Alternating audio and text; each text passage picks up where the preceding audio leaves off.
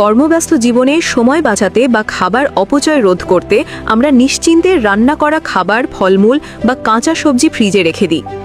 আমাদের মনে গেঁথে গেছে যে ফ্রিজ মানে সুরক্ষিত খাবার, কিন্তু এই বিশ্বাসই কখনো কখনো আমাদের জন্য কাল হয়ে দাঁড়াতে পারে। আপনার বিশ্বস্ত এই যন্ত্রটি হয়ে উঠতে পারে এক নীরব ঘাতক, যদি না জানা থাকে কোন খাবার কতক্ষণ এবং কিভাবে সংরক্ষণ করা উচিত।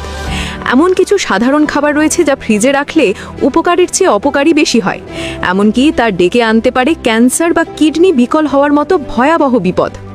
বাঙালি পরিবারে ভাত বেঁচে যাওয়া খুবই সাধারণ একটি ঘটনা, আর সেই বাসি ভাত আমরা প্রায় ফ্রিজে রেখে পরের দিন খাওয়ার জন্য তুলে রাখি।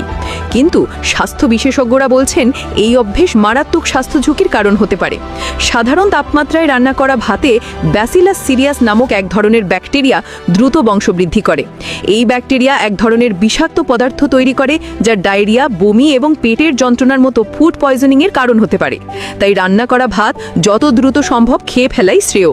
যদি রাখতেই হয় তবে 24 ঘন্টার বেশি কোনোভাবেই নয়। একই রকম বিপদ লুকিয়ে আছে আমাদের প্রতিদিনের রান্নার উপকরণ পেঁয়াজ ও আদার ক্ষেত্রেও।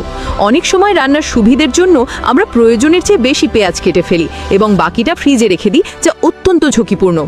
কাটা পেঁয়াজ খুব দ্রুত পরিবেশ থেকে ব্যাকটেরিয়া শোষণ করে এবং এতে ছত্রাক জন্মানোরও আশঙ্কা থাকে।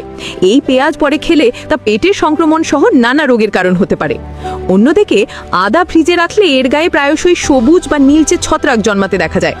এই ছত্রাক অ্যাফ্লাটক্সিন নামক এক ধরনের বিষাক্ত পদার্থ তৈরি করে, যা কিডনি ও লিভারের কোষকে মারাত্মকভাবে ক্ষতিগ্রস্ত করে এবং অঙ্গ বিকল হওয়ার মতো গুরুতর রোগ ডেকে আনতে পারে। তাই এই দুটি উপকরণ ফ্রিজের বদলে শুকনো ও খোলামেলা জায়গায় সংরক্ষণ করাই উত্তম। ফলের মধ্যে কলা এমন একটি খাদ্য যা ফ্রিজে রাখা একেবারেই উচিত নয়। ফ্রিজের অতিরিক্ত ঠান্ডা তাপমাত্রা কলার কোষ প্রাচীরকে ভেঙে দেয়, যার ফলে কলার খোসা খুব দ্রুত কালো হয়ে যায়। যদিও ভেতরের অংশ খাবার যোগ্য থাকে, কিন্তু এর স্বাভাবিক পুষ্টিগুণ ও স্বাদ অনেকটাই নষ্ট হয়ে যায়। বিশেষ করে কাঁচা কলা যদি ফ্রিজে রাখা হয় তবে এর পাকার প্রক্রিয়া পুরোপুরি বন্ধ হয়ে যায়, ফলে সেই কলার খাওয়ার উপযোগী থাকে না। সবচেয়ে ভয়াবহ বিপদের আশঙ্কা থাকে পালং শাকের মতো সবুজ শাকে। যাদের পালং শাক ফ্রিজে রেখে বারবার গরম করে খাওয়ার অভ্যেস আছে, তাদের জন্য এটি একটি অশনি সংকেত। বিভিন্ন গবেষণায় প্রমাণিত হয়েছে পালং শাকে প্রচুর পরিমাণে নাইট্রেট থাকে।